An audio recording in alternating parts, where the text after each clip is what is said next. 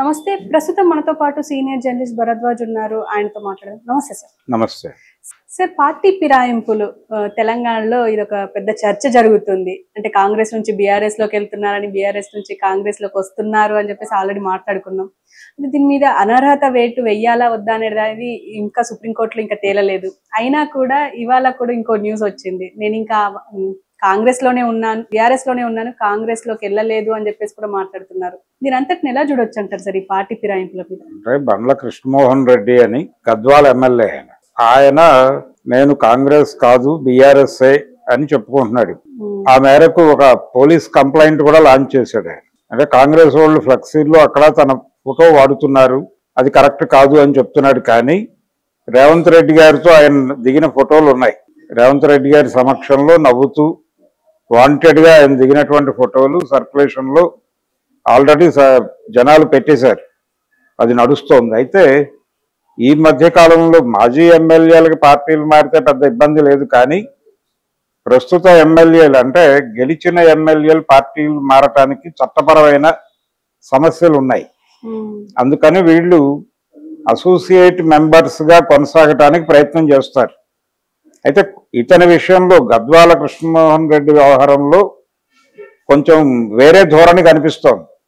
అతని వ్యవహార శైలి చూస్తే లోకల్ గా తనకి ప్రాధాన్యత ఇస్తున్నారా లేదా, లోకల్ కాంగ్రెస్ అంటే ఇతనికి లోకల్ కాంగ్రెస్ పూర్తిగా సరెండర్ అయిందా లేదా అనేది ఏదో కొలమానం పెట్టుకుని చూస్తున్నాడు.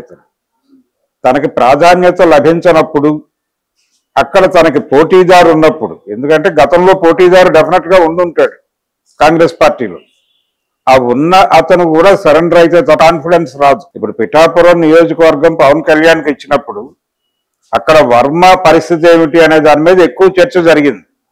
ఇప్పటికీ చర్చ జరుగుతూనే ఉంది. కాబట్టి ఎక్కడైనా సరే ఒక నియోజకవర్గంలో గెలిచిన ఎమ్మెల్యే అధికార పార్టీలోకి మారేటప్పుడు అధికార పార్టీ నుంచి అక్కడ పోటీ చేసి ఓడిపోయిన ఎమ్మెల్యే పరిస్థితి ఏమిటి, అంటే ఎమ్మెల్యేగా పోటీ చేసి ఓడిపోయిన వ్యక్తి అతని కండిషన్ ఏంటి, గెలిచుంటే అతనే ఎమ్మెల్యే అయి ఉండేవాడు కదా, కానీ పార్టీలో అతని కండిషన్ ఏంటి, అతను సరెండర్ అవుతాడా లేదా, అతనితో పాటు మిగిలిన వాళ్ళందరూ సరెండర్ అవుతారా లేదా, వచ్చే ఎన్నికల్లో తనకు ఆ పార్టీ టికెట్ ఇస్తుందా ఇవ్వదా, ఇన్ని రకాల క్యాలిక్యులేషన్స్ తో వీళ్ళు పార్టీ మారటం అనే దాని మీద ఒక నిర్ణయం తీసుకుంటారు. ఆ ఏరియాలో ఎక్కడో ఇతనికి క్లారిటీ మిస్ అయింది. ఆ మిస్ అవడం వలన ఇప్పుడు ఈ గేమ్ నడుపుతున్నాడు. సుప్రీంకోర్టులో కేసు ఇంకా తేలలేదు. సుప్రీంకోర్టులో డెసిషన్ ఒకవేళ పాజిటివ్ గా వస్తాయి, అంటే ఈ ఫిరాయింపుదారుల మీద పాజిటివ్ జడ్జిమెంట్ కోర్టు నుంచి వస్తే అప్పుడు మారతాడా అంటున్నారు. అది కాదు ఇతని గొడవ. ఇతని గొడవ ప్రత్యేకం. ఇతను తన పర్సనల్ కెరియర్ గురించి ఆలోచిస్తున్నాడు. చాలా మంది ఎమ్మెల్యేలు పార్టీలు మారినప్పటికీ, మారుతున్నామని ప్రకటించినప్పటికీ, కాంగ్రెస్ వాళ్ళతో తిరుగుతున్నప్పటికీ నేరుగా పార్టీ మారడం కన్నా సన్నిహితంగా ఉండటం బెటరు అనే పద్ధతిలో వ్యవహరిస్తున్నారు. ఈ పార్టీల మెంబర్షిప్ కూడా చాలా విచిత్రంగా ఉంటుంది. ఇప్పుడు చిరంజీవి గారు రాజకీయాల నుంచి తప్పుకుంటున్నాను అన్నాడు, కానీ ఏ పార్టీకి రాజీనామా చేయలే. కాంగ్రెస్ పార్టీకి అధికారికంగా గాంధీ భవన్కి వెళ్ళి నేను పార్టీ ప్రాథమిక సభ్యత్వానికి రాజీనామా చేస్తున్నాను, ఈ రోజు నుంచి నేను రాజకీయాల్లో పాల్గొనను, సినిమాలే నా జీవితం అని చెప్పలే. చెప్పకుండా విడిగా ఒక ప్రెస్ మీట్ పెట్టి చెప్పాడు. ఇప్పటికీ కాంగ్రెస్ వాళ్ళు చిరంజీవి మెంబరే అని మాట్లాడుతూ ఉంటారు చాలా సందర్భాల్లో. ఈయన మరి ఆ సభ్యత్వం రెన్యువల్ చేసుకుంటున్నాడా లేదా అనే దానికి సంబంధించి కూడా ఎక్కడా వివరాలు ఉండవు. ఆయన రెన్యువల్ చేసుకోకపోతే ఆటోమేటిక్గా రద్దు అవుతుంది. ఆ క్లారిటీ కూడా ఇప్పుడు ఎవరు ఇచ్చే ప్రయత్నం చేయలే.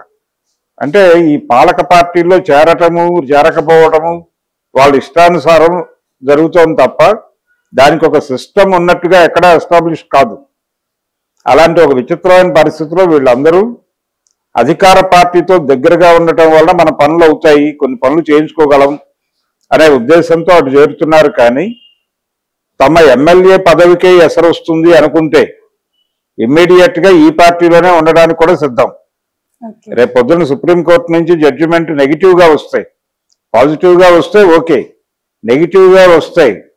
ఇప్పుడు ఈ మారుతున్న వాళ్ళందరూ కూడా తిరిగి బీఆర్ఎస్ లోకి వచ్చేసే ఛాన్సెస్ ఉన్నాయి. కానీ బీఆర్ఎస్ లోకి యాక్టివ్ గా రారు. వాళ్ళు యాక్టివ్ గా రాకుండా అసోసియేట్ మెంబర్స్ గా ఉంటారు. ఉమ్, ఇప్పుడు ఆయన ఉన్నాడు ఎంపీ, ఇప్పుడు ఎమ్మెల్యేగా గెలిచినటువంటి రఘురామకృష్ణరాజు. ఆయన ఎంపీగా ఉన్నంత కాలం వైఎస్ఆర్సిపి పార్టీ మెంబర్ గానే ఉన్నాడు ఆయన. ఏది పార్లమెంట్ రద్దయ్యే వరకు సెషన్స్ కూడా హాజరయ్యేవాడు కానీ జగన్మోహన్ రెడ్డికి వ్యతిరేకంగా వైఎస్ఆర్సీపీకి వ్యతిరేకంగా మాట్లాడేవాడు. పైగా తన ఇంట్లోనే ప్రెస్ మీట్లు పెట్టి మరీ తిట్టేవాడు. కానీ వైఎస్ఆర్సీపీలోనే ఉండేవాడు. మా నాయకుడు జగన్మోహన్ రెడ్డి చేస్తున్న తప్పులు అనే మాట్లాడేవాడు. కాబట్టి ఇదొక ధోరణి. ఈ ధోరణిలో అయినా ఉంటారు. లేదు పాతకాలంలో రత్నకుమారి లాగా అసోసియేట్ మెంబర్స్ లాగా అయినా ఉంటారు.